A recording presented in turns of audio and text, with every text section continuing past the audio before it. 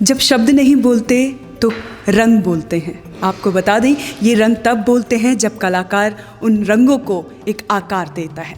जी हाँ, अभी हम मौजूद हैं नोएडा के सेक्टर 44 में, जहाँ पे एक खूबसूरत आर्ट गैलरी का आयोजन हुआ है और उनकी को फाउंडर प्रीति बजाज हमारे साथ हैं और वो बताएंगी कि ये रंग क्या कहते हैं। मैम, बहुत बहुत स्वागत है आपका ओएनओजी न्यूज़ में। आपके सामने कई तरह की पेंटिंग्स हैं, यहाँ पे मॉडर्न आर्ट्स है और कई तरह की आर्ट्स लगी हुई हैं। आपकी फेवरेट पेंटिंग कौन सी है? हम सबसे पहले वहीं चलेंगे।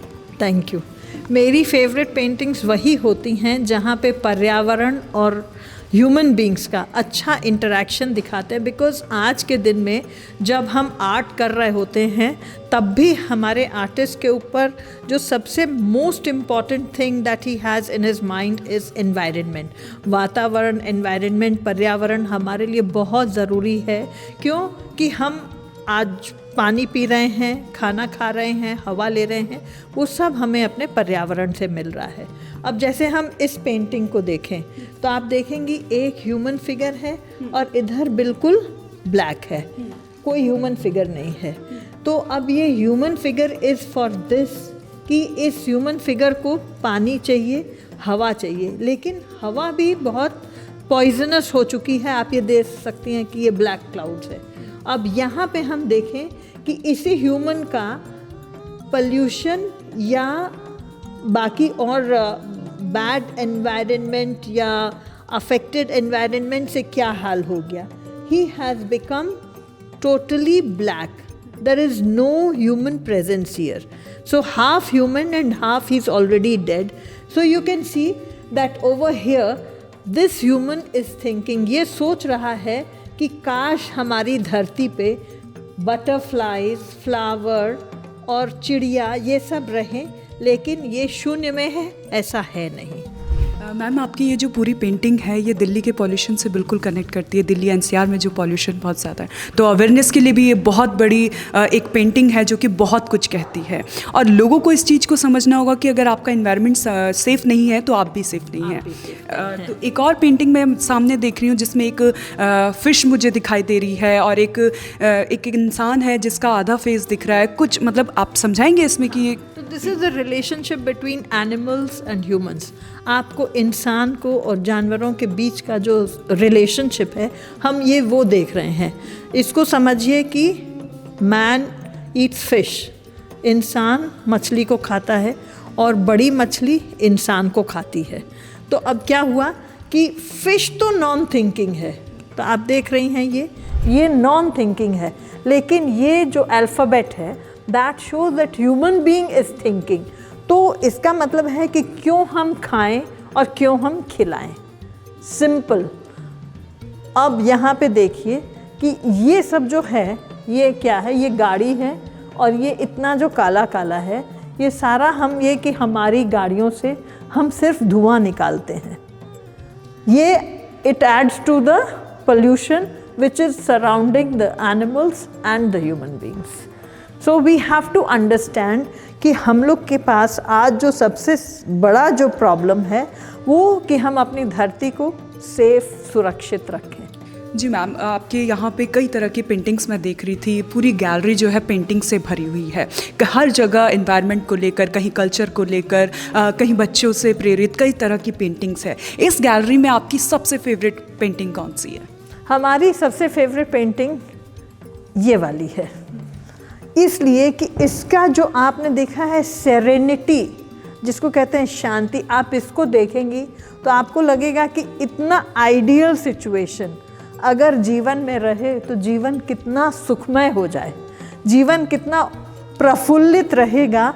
यहाँ पे देखिए पानी कितना क्लियर है, सीढ़ियाँ कितनी साफ़ हैं, नौका में बैठ के आप आनंद लीजिए। आप इस पेंटिंग को देखिए और सोचिए कि हम बनारस में घूम रहे हैं।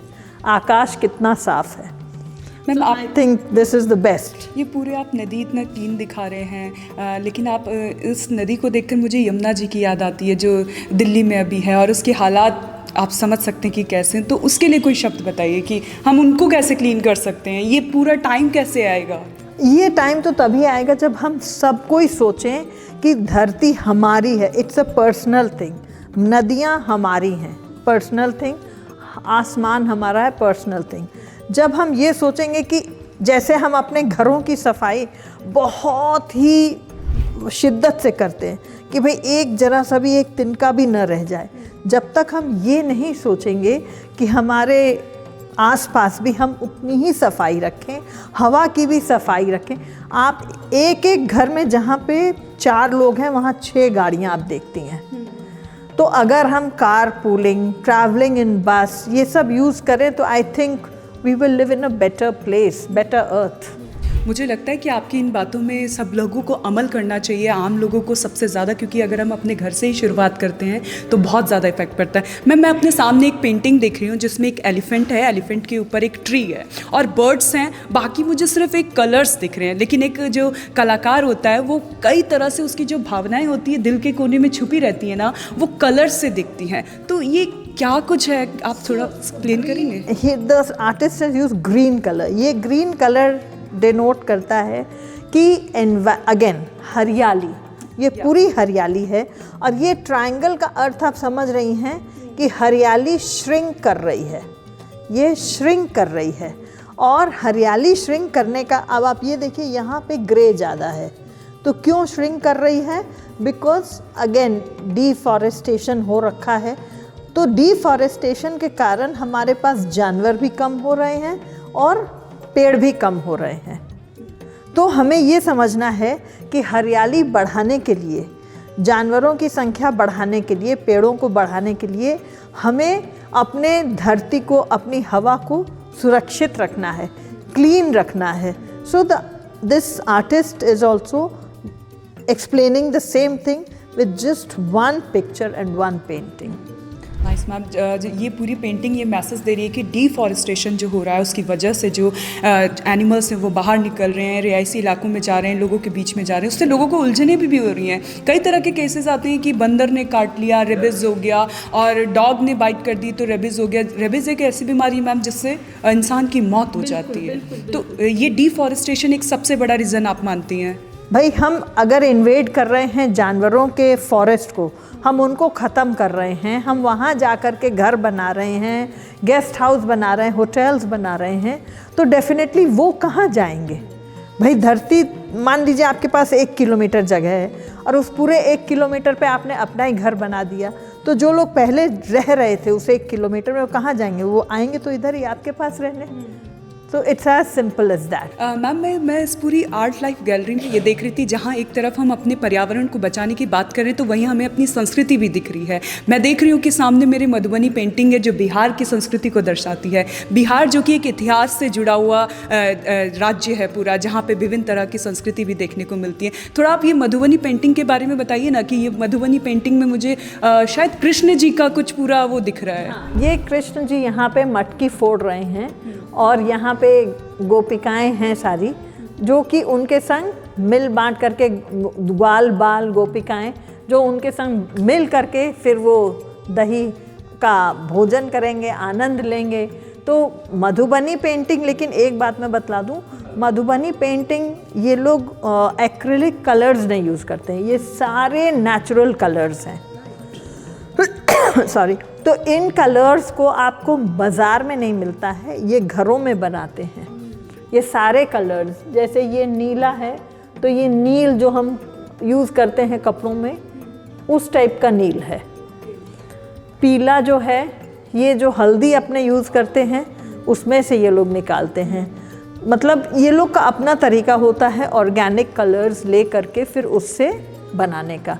तो आप अगर ये सोचें कि ये एक्रेलिक कलर्स हैं तो ये एक्रेलिक कलर्स या बाज़ार में नहीं मिलने वाले होते हैं। मैम पूरी पेंटिंग का नाम भी माखन चोर रखा गया है क्योंकि पूरी कृष्ण जी की लीला दिखाई गई है। तो ये बहुत ज़्यादा संस्कृति से जुड़ाव दिखाता है पूरी पेंटिंग्स। मैम मैं इधर की तरफ अगर आगे बढ़ती हूँ तो मैं देख रही हूँ कि यहाँ पे एक हनुमान जी का पूरा चित्र बनाया गया है जिसमें शेषनाग है, शंकर जी का पूरा शिवलिंग और डमरू वगैरह, मतलब सब कुछ एक एक्यूरेट तरीके से उतारा गया है। तो मतलब इससे एक आर्टिस्ट की पूरी फीलिंग दिखाई दे रही है कि वो भक्तिमय अध्यात्म से जुड़ा हुआ पूरा आर्टिस्ट। और इसमें आप ये देख सकते हैं कि काम कितना बारीक तरीके से किया हुआ है, बहुत ही बारीकी से किया हुआ है। एक एक पत्ती इन्होंने बहुत बारीकी से बनाई है और इसी एक छवि में उन्होंने हनुमान जी, शिव जी विष्णु भगवान सबका रूप एक ही में समाहित कर दिया।